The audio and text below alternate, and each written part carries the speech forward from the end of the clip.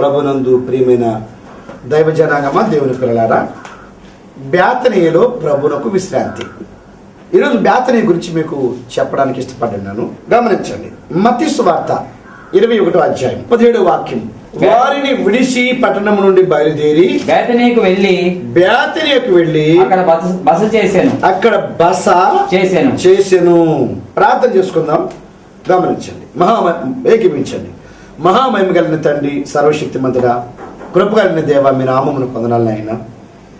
మీ ఉన్నతమైన ఉచితమైన మహాకృపను బట్టి లెక్కలేని కోటాను కోట్ల కొలది స్తుతులు స్తోత్రాలు సమర్పణ చేస్తున్నాం తండ్రి. వాక్యమైన దేవ, మాతో మాట్లాడండి ఆయన. సాతాను పెడుతున్న ప్రతి బలహీనతను లయపరచండి. సాతాను శత్రువు కట్టిన కట్టలను ఫ్రెంచి వేయండి. తెలివిని కలిగించి మమ్మల్ని దివ్యగా వెలిగింపజేసి వాక్యం ద్వారా మాట్లాడమని క్రీస్తు నామమున ప్రార్థన చేస్తున్నాం తండ్రి. మరణాత. దైవాశీస్సులు కలుగునుగాక. పిల్లరా, ఈరోజు వర్తమానము బేతనీయలో ప్రభుకి విశ్రాంతి. ఈ బేతనీయ మరి గమనించినట్లయితే పాలస్తీనా దేశంలో యెరూషలేమునకు దరిదాపు 2 కిలోమీటర్ల దూరంలో బేతనీయ. బేతనీయ అనగా అర్థం ఏంటంటే ఖర్జూరపు పండ్లు కలిగిన ఊరని. ఖర్జూరపు పండ్లు ప్రియమైన వాళ్ళారు గమనించండి. ఇది ఇజ్రాయెల్ దేశానికి, అంటే ఇజ్రాయేలు పట్టణంలో, మరి యెరూషలేం పట్టణం ఇజ్రాయెల్ దేశంలో, ఆ పట్టణానికి దరిదాపు 2 కిలోమీటర్ల దూరంలో ఈ బేతనీయ ఉన్నది. అయితే మనం ముందుకు వెళితే ప్రియమైన ఒలివల కొండ యందున్న ఒక పల్లె గ్రామము, యెరూషలేం నుండి మార్గములో ఈ గ్రామము కలదు. ఈ గ్రామములో మార్తా, మరియా, లాజరు అనేవారు కలరు. వీరు ప్రభువునకు చాలా ఇష్టమైన వారు, ప్రియమైన వారు. ఇంకా మనం ముందుకు వెళితే ప్రియమైన వాళ్ళారా, వీరు ఎప్పుడు పడితే అప్పుడు యేసుక్రీస్తు వారిని ఆహ్వానించేవారు, గౌరవించేవారు, భోజనం ఇచ్చేవారు, పరిచర్య చేసేవారు. యేసుక్రీస్తు ప్రత్యక్షతలు 2 విధాలుగా ఉన్నవి. మొదటి ప్రత్యక్షత దైవత్వాన్ని విడిచిపెట్టి మానవత్వాన్ని ధరించుట. ఈ మానవ ప్రత్యక్షతలో ప్రభువైన యేసుక్రీస్తు 33.5 సంవత్సరాలు ఆయన భూలోక సంచారిగా భూలోకంలో మనుషులతో కూడా ఉన్నారు. రెండవ ప్రత్యక్షత ఏంటంటే దైవ ప్రత్యక్షత. శిలువ మరణమును, సమాధిని గెలిచి ఆయన క్రీస్తుగా తిరిగి మరలేసుట.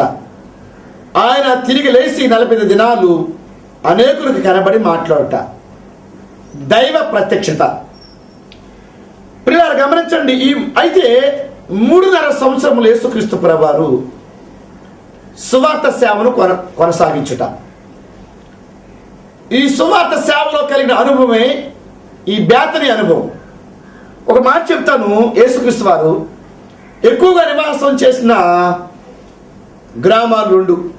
ఒకటి కపెర్నహూము, 2 బేతనీయ. ఈ బేతనీయ గురించి మనం వింటున్నాము. కపెర్నహూము గురించి మరొకసారి మీకు నేను చెప్తాను. బేతనీయలో ఉన్న అనుభవాలు కొన్ని మీకు చెప్తాను. ఈ బేతనీయలో ఎవరైనా చెప్పారంటే మీకు 1 మార్తా, 2 మరియా, 3 లాజరు. సరే, మనం ముందుకు వెళ్ళినట్లయితే ప్రియమైన దేవుని బిడ్డారా, యేసుక్రీస్తు ప్రత్యక్షత గురించి చెప్పి ఈ విషయం చెప్తాను. ఈయన మానవ శరీరం దాల్చిన తర్వాత ఎక్కడ పడితే అక్కడ ఉండేవాడు. అంటే ఇప్పుడు నేను మీ కెమెరా ముందున్నాను, మీ ముందున్న ఈ వాక్యంలో టీవీలో చెప్తున్నాను, ఎక్కడ మీకు చెప్తున్నాను. ఆయన ఎక్కడికైనా వెళ్ళాలంటే నడిచి వెళ్ళేవాడు. ఎక్కడికైనా వెళ్ళాలంటే ప్రయాణం చేసేవాడు. ధోని మీద కానీ పడవ మీద కానీ ప్రయాణం చేసేవాడు. ఇంతవరకు ధోనులు, పడవలు ఎక్కువ వాడేవారు. ఒక మనిషిగానే ఉండేవాడు. కానీ ఇప్పుడైతే యేసుక్రీస్తు సర్వాంతర్యామి, అక్షయ దేహము దాల్చి ఉన్నారు. మానవ దేహాన్ని విడిచిపెట్టి మహిమ దేహాన్ని అని కలిగి ఉన్నారు. నేను ఎందుకు చెప్తానంటే ఈ 2 ప్రత్యక్షతల గురించి ఎందుకు మీకు వివరిస్తానంటే పిల్లారా, శరీరధారిగా ఉన్నప్పుడు ఆయన ఎక్కడ అంటే లాజరు మార్తా గృహాలు ఉన్నప్పుడు అక్కడే ఉన్నాడు, బేతనీయలో ఉన్నాడు. పగలంతా యెరూషలేములో ఆయన సేవలు చేసేవారట. రాత్రులు మాత్రం వచ్చి బేతనీయ గ్రామంలో నివాసం చేసేవారు. ఆయనతో ఉన్న 12 మంది శిష్యులు, యేసు ప్రభువారు 13 మంది, మార్తా, మరియా, లాజరు, మరొక 3 16 మంది. ఈ గృహంలో నివాసం చేసేవారు. ప్రియాతి ప్రియమైన వల్లారా, యేసుక్రీస్తు వారు ఒక మాట చెప్తాను వినండి. పట్టణాన్ని విడిచిపెట్టి ఎందుకు పల్లి గ్రామానికి బేతనియాకి ఎందుకు వెళ్ళి నివాసం చేశారు? ఈ దినాల్లో మనం చూస్తే అందరూ పల్లి గ్రామాలను వదిలిపెట్టి పట్టాలకు వెళ్ళిపోతున్నారు. ఎందుకో తెలుసా? పట్టాలు అన్ని సౌకర్యాలు ఉండే కాబట్టి, అన్ని సమకూడి దగ్గరే ఉంటాయి కాబట్టి అందరూ పట్టణానికి వెళ్ళిపోతుంటే యేసుక్రీస్తు మాత్రం పట్టణాన్ని విడిచిపెట్టాడు. ఒకసారి చదవండి వాక్యాన్ని. 27వ అధ్యాయము 17వ వాక్యం మళ్ళా చూడండి. మత్తయి సువార్త 17వ వాక్యం. వారిని విడిచి పట్టణం నుండి బయలుదేరి బేతనియాకి వెళ్ళి అక్కడ బస చేశాను. ఏమని ఎంత విడ్డూరంగా చూసారా? నేను చెప్తున్నాను, యేసుక్రీస్తు వారు పట్టణాన్ని విడిచిపెట్టి గ్రామానికి వెళ్ళాడు, అక్కడ నివాసం, బేతనియాకి వెళ్ళి అక్కడ నివాసం చేసినట్టుగా ఉంది. మరి నువ్వేం పట్టణాలు కోరుకుంటున్నావు? గ్రామాలను వదిలిపెట్టేస్తున్నావు, గ్రామాల్లో ఉన్న సంపదను వదిలిపెట్టేస్తున్నావు, గ్రామాల్లో ఉన్న ప్రశాంతతను వదిలిపెట్టేస్తున్నావు, గ్రామంలో ఉన్న సమాధానం విడిచిపెట్టి వెళ్ళిపోతున్నావు, గ్రామంలో ఉన్న మంచి వాతావరణాన్ని విడిచిపెట్టి వెళ్ళిపోతున్నావు. గ్రామ ప్రజలు ఎంతో అమాయకమైన ప్రజలు. ఒక మాట కట్టుబడి ఉంటారు, ఒక మాట ప్రకారంగా బ్రతుకుతారు, జీవిస్తారు. పట్టణంలో ఉన్నవారు రకరకాల వారు, రకరకాల కార్యాలు, పనులు, పాపాలు కలిగిన వారు, మోసాలు కలిగిన వారు. యేసుక్రీస్తు వారు పట్టణాన్ని ఎందుకు వదిలిపెట్టాడంటే, ప్రియమైన దేవుని బిడ్డలారా, అక్కడ శాస్త్రులు ఉన్నారు, పరిసయ్యులు ఉన్నారు. ఒకసారి మార్కు సువార్త 11వ అధ్యాయము 19వ వాక్యం. మార్కు సువార్త 11వ అధ్యాయం 19వ వాక్యం చూస్తే, సాయంకాలమైనప్పుడు ఆయన పట్టణములో నుండి బయలుదేరెను. పొద్దున వారు మార్గమున అంటే ఆయన పట్టణంలో నుండి బయలుదేరను. ప్రతిరోజు రాత్రి 2 కిలోమీటర్లు బయలుదేరి నడిచి వెళ్తున్నారు. ప్రతి ఉదయం 2 కిలోమీటర్లు మళ్ళీ బయలుదేరి ప్రయాణం చేసి యెరూషలేముకి బయలుదేరి వెళ్తున్నారు. నేను యెరూషలేం పట్టణం వెళ్ళాను ఈ మధ్యన. ఈ బేతనియా గ్రామాన్ని చూసినప్పుడు భలే సంతోషం. అన్ని ఖర్జూరపు చెట్లే, ఎవరి భర్తలు కోసుకోవచ్చు. చాలా చేతికి అందుతాయి పళ్ళు. చాలా సుందరమైన ప్రదేశం. నేను యెరూషలేం గురించి కొన్ని విషయాలు మీకు చెప్పి ముందుకు వెళ్తాను. యెరూషలేము పట్టణము పెద్ద ప్రాకారం కలిగిన పట్టణం. ఇజ్రాయేల్ దేశంలో ఈ పట్టణం ఉంది, యెరూషలేం పట్టణం. అది మన పెద్ద ఒక గుడివాడంతా దరిదాపు ఉండొచ్చు. పెద్ద పట్టణం, దాని చుట్టూ ఒక పెద్ద ప్రాకారం, దానికి 12 గుమ్మాలు. మేము ఒలివల కొండ దగ్గరికి వెళ్ళాము ఒకరోజు. ఆయన చెమట రక్తముగా మారినంతగా ప్రసవేదన పడి ఆయన ప్రార్థన చేసిన స్థలానికి చూడడానికి వెళ్ళాం.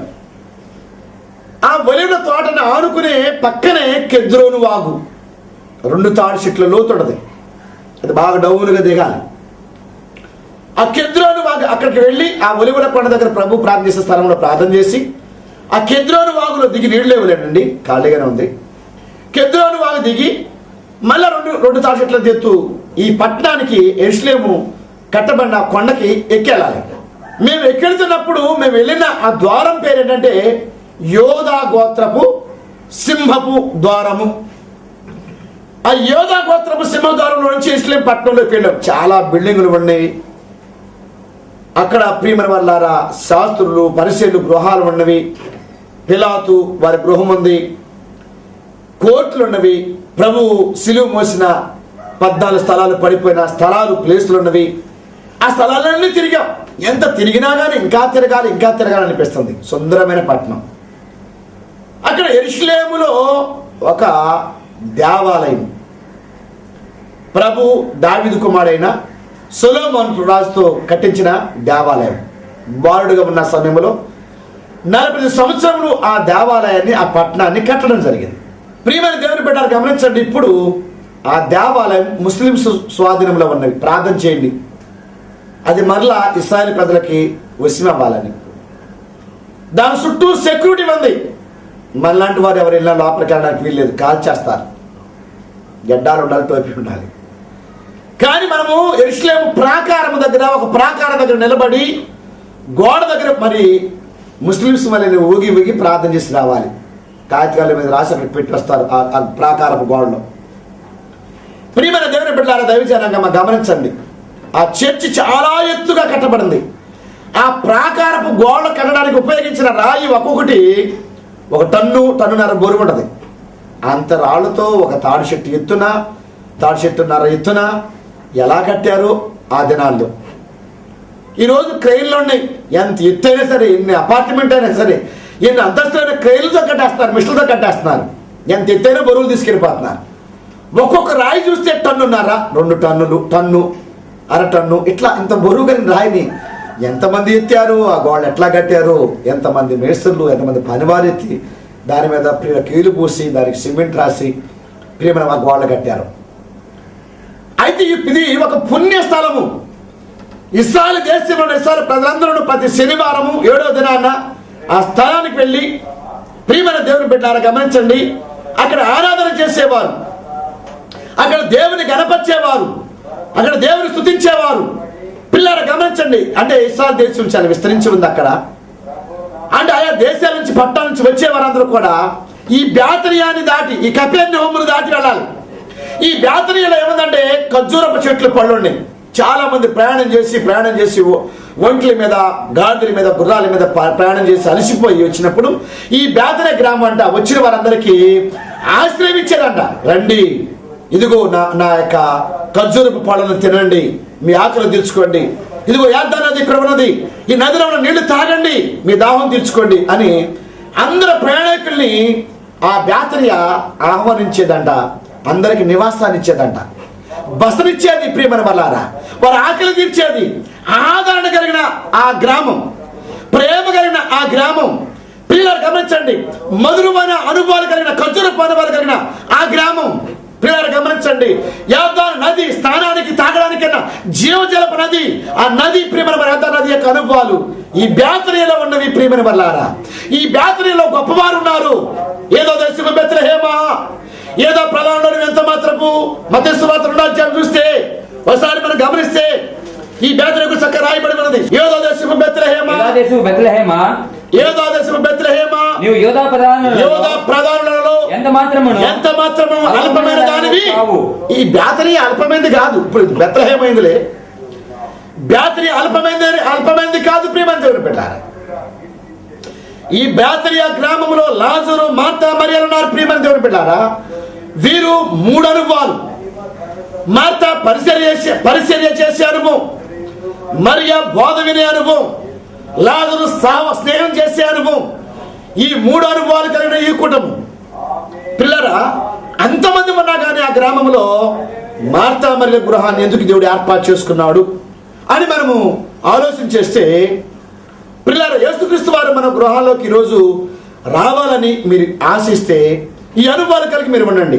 ఒకటి, పిల్లరా, ప్రియమైన వాళ్ళారా, దేవునికి పరిచర్య చేసే అనుభవం. ఎవరికండి? దేవునికి, మనుషులకు కూడా.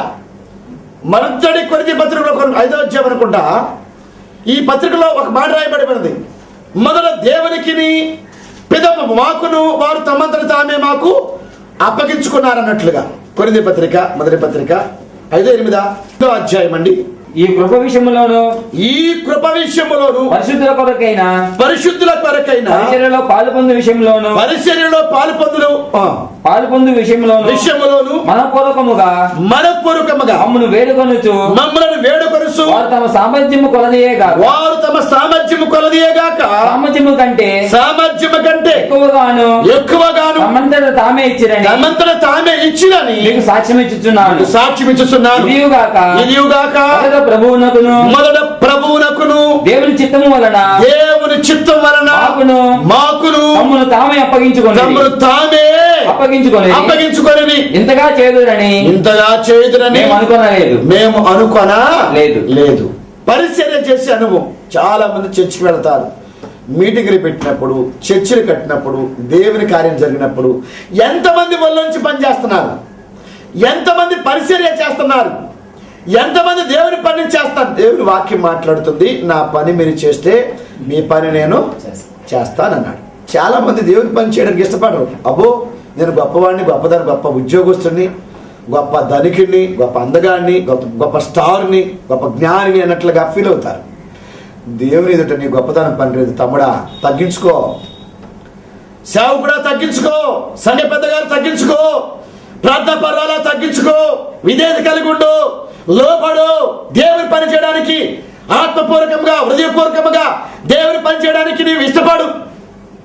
ఈ మార్త చేసిన పరిచర్య ఇంత అంత కాదు. యేసుక్రీస్తు వారు ఆయన 12 మంది శిష్యులు 13, మార్తా మరియా లాజరు ముగ్గురు 16 మంది. ప్రతి దినము ఈ 16 మందికి ఆహారం వండి పెడుతుంది, వడ్డిస్తుంది, వారు తిన్న పాత్రలు కడుగుతుంది, వారికి వంట వండిన పాత్రలు కడుగుతుంది, వారి బట్టలు గుంజుతుంది, వారికి ఆ బెడ్లు సిద్ధపరుస్తుంది, వారికి కావాల్సిన ఏర్పాట్లన్నీ చేస్తుంది. ఒక కూతురు ఒక కొడుక్కి చేయలేకపోతున్నాం. అర్థమవుతుందా? మాయదారి మంద అని అట్లుగా నేను ఇట్లా మాట్లాడితే మీరు ఫీల్ అవ్వకండి. మీరు సరుగుతున్నారు, మీరు నా కోసమే పుట్టారా అన్నట్లు నా కర్మ అట్లా మాట్లాడుతున్నారు. పరిచర్య చేయడంలో తప్పేమి లేదండి. మంచి ఆరోగ్యం కూడా ఈ మధ్యన ప్రేమలారా జబ్బులు తగ్గడానికి బాగా పరిగెత్తుతున్నారు. అర్థమవుతుందండి? ఈ పరుగులు వద్దు కానీ ఒళ్ళొంచి పని చేయండి. పని మనుషులు పెట్టుకున్నారు, మంచిదే పెట్టుకోండి, కానీ డబ్బులున్నాయి మీకు. మీరే మీ పని చేస్తే మీకు మంచి ఆరోగ్యం. ఏమన్నది? మీరే మీ పనులు చేసుకుంటే మీకు మంచి ఆరోగ్యము. ప్రియమైన వారా, పని చేయడానికి ఇష్టపడండి. సరే, మాత పరిచర్య చేసింది, చనుక్కోలేదు, గొనుక్కోలేదు. ఒక్కసారి మాత్రమే మరియ నిమిత్తమే మాట్లాడుతుంది. ప్రభువా, ఇంత ప్రయాసపడుతున్నానే, ఒక్కసారి మరియమ్మను ఈ పని చేయమని చెప్పొచ్చు కదా అంటే ప్రభు మార్తతో మాట్లాడుతున్నాడు.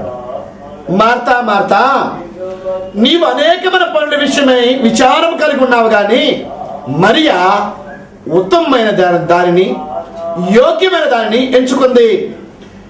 తన ఎదురుండి అది తీసివేయబడదని చెప్పి ప్రభు మార్తకి సమాధానం ఇచ్చాడు. మరలా ఎదురు చెప్పలేదు ప్రభుకి.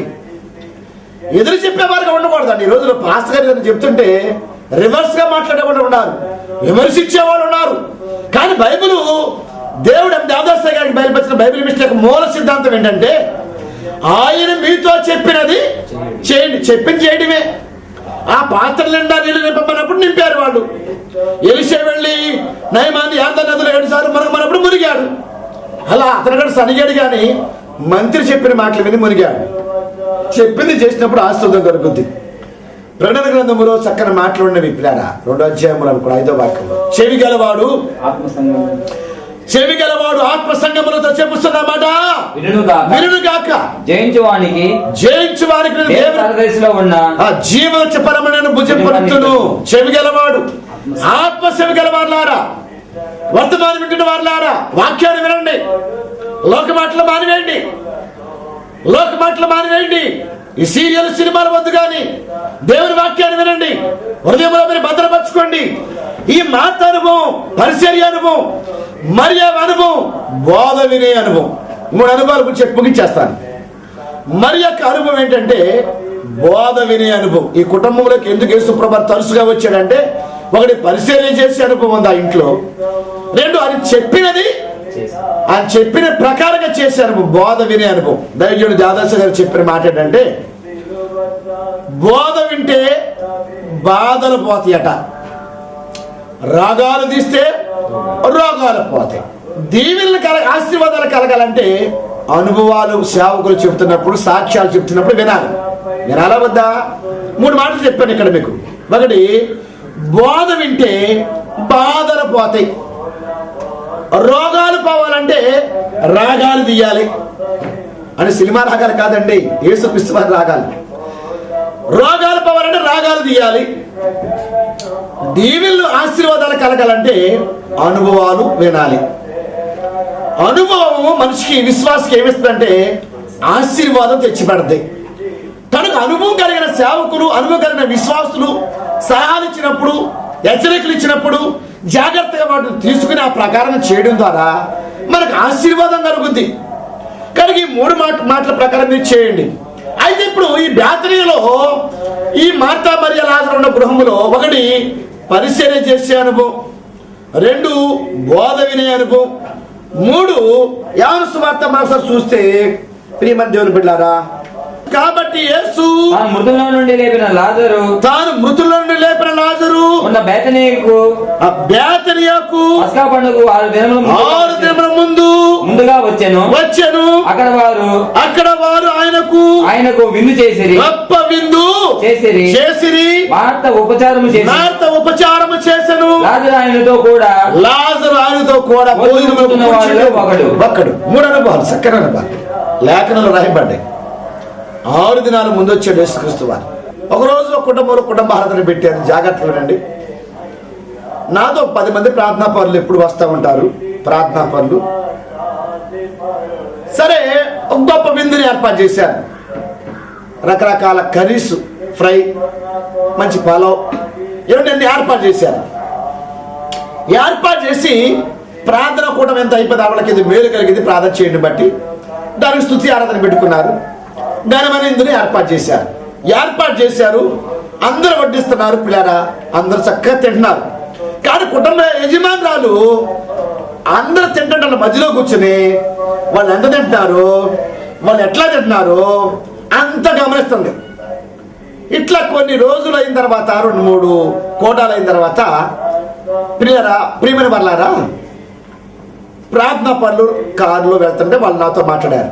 అయ్యా, వాళ్ళ ఇంట్లో ప్రార్థన పెట్టండి కానీ భోజనం మాత్రం ఏర్పాటు చేయదని చెప్పు అన్నారు. ఇదేంటమ్మా విడ్డూరంగా మాట్లాడతారే, ప్రార్థన పెట్టినప్పుడు భోజనం పెట్టరా అని అంటే, అది కాదండి అయ్యారండి, మేము ఆకలి మీద ఉండి బాగా తింటున్నాం అనుకోండి, మేము ఎంత తింటున్నామో ఏం తింటున్నామో అదే పనిగా చూస్తుంది బాబు.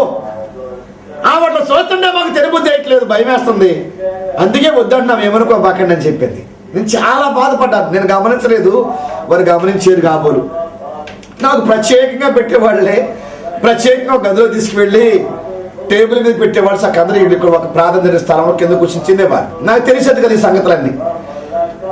ఎందుకు ఆ తల్లి ఎందుకు అట్లా చూస్తుందంటే, విందు ఏర్పాటు చేస్తుంది మంచిదే. విందు దేవుని నామం నిమిత్తమే చేస్తే దీవెన కలుగుద్దని క్షేమములు చేసింది. కానీ ఎంత తినేస్తున్నారో అని అన్న మనసుతో చూస్తే దాని ద్వారా మనకు ఆశీర్వాదము. ఇక్కడ మార్తా మరియా లాజరు అనుభవాలు అలాంటివి కాదు. యేసుప్రభువు వారు శిష్యులు ఎంత తింటే అంత పెట్టారు, తృప్తిగా పెట్టారు. అందుకే యేసుక్రీస్తు వారు కొన్ని సంవత్సరాలు ఆ ఇంట్లో, ఆ బేతనియాలో మార్తా మరియా గృహంలో నివాసం చేశారు. ఇప్పుడు యేసుక్రీస్తు వారు లాజరు యేసుక్రీస్తు వారికి ఏమవుతాడు, ఎట్లా అంటే ప్రియమైన వాళ్ళ బైబిల్ చూస్తే స్నేహితులని వ్రాయబడింది. కాబట్టి మృతుల్లో లేపిన లాజరు ఉన్న బేతనియాకు పస్కా పండుగకు ముందు 6 దినములు ముందుగా వచ్చారు. ఈ లాజరు యేసుప్రభువు వారి యొక్క శిష్యులకి స్నేహితుడంట. అంటే యేసుక్రీస్తు వారికి ఇతను కూడా స్నేహితుడయ్యాడు. అందుకే అంత దగ్గర అయ్యాడు.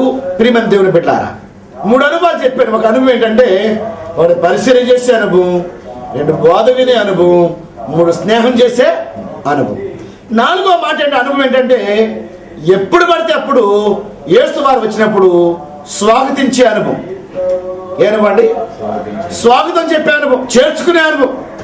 అలాగే వారి ఆస్తినంతటిని యేసుక్రీస్తు వారి నిమిత్తమే ఖర్చు పెట్టిన అనుభవాలు.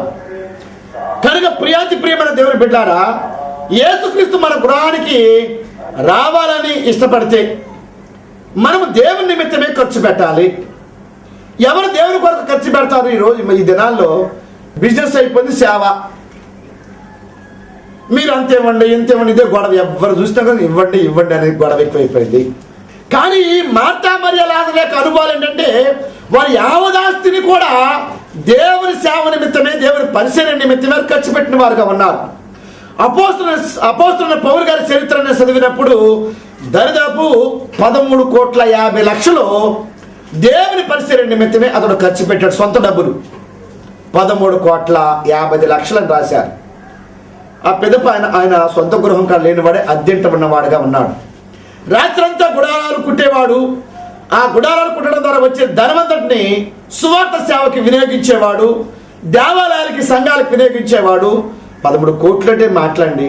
అందుకే అపోస్తలుడైన పౌలు గారిని దేవుడు తన మహిమతో, తన శక్తితో, తన జ్ఞానంతో నింపి బలమైన పాత్రగా, సాధనగా వాడుకున్నాడు. అలాగే చిన్న కుమారుడు ప్రియమైన వాళ్ళారా, తన నిమిత్తం ఇచ్చిన ఆహారం ఏమిటంటే 2 సిరి చేపలు 5 రొట్లు యేసుక్రీస్తు వారి నిమిత్తం ఇచ్చాడు. ప్రభు వాటిని దీవించారు, విరిశారు, శిష్యులకు ఇచ్చారు. శిష్యులు మరి అక్కడికి వచ్చిన ప్రజలకు వడ్డించినప్పుడు 5,000 మంది పురుషులు, ఈ 5,000 మంది పురుషులు తిన్నారు. ఇంకా పిల్లలు, స్త్రీలు కాక 5,000 మంది పురుషులు తినగా, పిల్లలు మనం చూస్తే మన ప్రార్థనకి ఎక్కువ పురుషులు రారు, స్త్రీలు ఎక్కువ, పిల్లలు ఎక్కువ ప్రార్థనకు వస్తారు. అంటే 5,000 మంది పురుషులకి డబ్బులు త్రిపురున్నారనమాట అక్కడ, స్త్రీలు కానీ పిల్లలు కానీ. అంతమంది ఒక్క చిన్న కుర్రవాడి యొక్క భోజనము వాడు త్యాగం చేసి ఇచ్చినందుకు దేవుడు దాన్ని ఆశీర్వదించి ఇచ్చినప్పుడు పిల్లారా, ప్రియమైన వాళ్ళారా గమనించండి. 5,000 మందికి ఆహారం అయింది. ఇంకా కొన్ని గంపలు ఎత్తారు. ఇంకా మిగిలిపోయేంత దీవెన ప్రభు ఇచ్చాడు.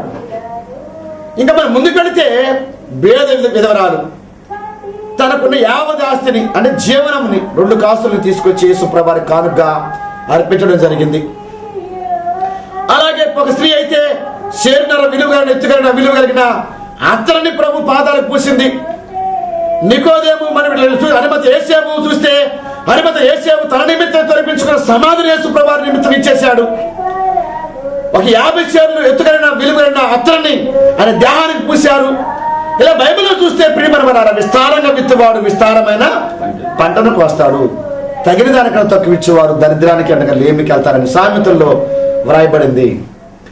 లోకాసు వార్తలో 6వ అధ్యాయము 36వ వాక్యం నుంచి 35వ వాక్యం వరకు మనం చూస్తే మీరు ఏ కొలతలతో కొలుస్తారో అదే కొలతలతో మరలా తిరిగి మరలా మీకు కొలబడును. చదవండి ఒకసారి వాక్యాన్ని. క్షమించండి అప్పుడు మీరు క్షమించబడుదురు. ఇయ్యండి అప్పుడు మీకు ఇయ్యబడును. అణచి కుదిరించి దిగజారునట్లుగా నిండు కొలతను మనుషులు మీ ఒడిలో కొలుతురు. మీరు ఏ కొలతతో కొలుతురో అదే కొలత మీకు మరలా కొలవబడునని చెప్పాను. చాలు. కనుక ప్రియమైన వాళ్ళారా, దేవుని నిమిత్తం ఆస్తిని ఖర్చు పెట్టే వారి కొరే యేసుప్రభువారు వస్తాడు. యేసుక్రీస్తు నీ గృహానికి రావాలంటే మరొక 3 మాటలు చెప్తున్నారు, గమనించండి. 1 గృహశుద్ధి, 2 శరీర శుద్ధి, 3 హృదయ శుద్ధి. కనుక గృహములో ఉన్న వారందరూ కూడా సమాధానంగా ఉండాలి, ఐక్యత కలిగి ఉండాలి, యేసుక్రీస్తు వారిని ఆరాధించే వారుగా ఉండాలి. నేనును నా ఇంటి వారందరూ కొన్నేళ్ళన్నట్లుగా యెహోవానే సేవిస్తా ఉన్నట్లుగా యెహోవానే సేవించేవారుగా, దేవుణ్ణి సేవించేవారుగా ఉండాలి. అప్పుడు యేసుక్రీస్తు వారు నీ ఇంటికి నా ఇంటికి వస్తారు. కొద్ది మాటలు ప్రభు మన వినికిడిలో దీవించును గాక. చిన్న ప్రార్థన.